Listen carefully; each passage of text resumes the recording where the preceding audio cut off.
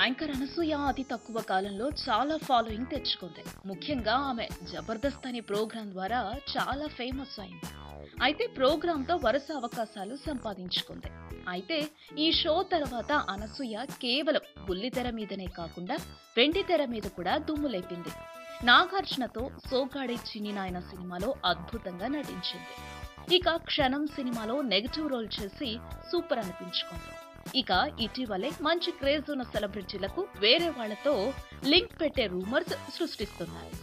అనసూయ మీద కూడా ఇలాంటి రూమరే ఒకటొచ్చింది.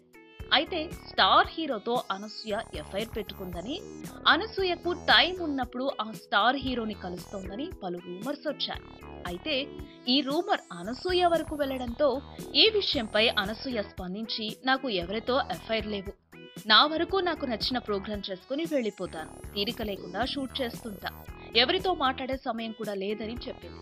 అలానే ఏ విషయం ఉన్నా తానే చెబుతానని ఇలా రూమర్స్ సృష్టించవద్దని తెలిపింది.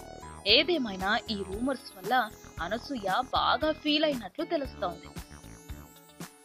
ఈ వీడియోపై మీ విలువైన కామెంట్స్ ని మాతో షేర్ చేసుకోండి. అండ్ ఇంకో విషయం, సబ్స్క్రైబ్ చేయడం మర్చిపోకండి.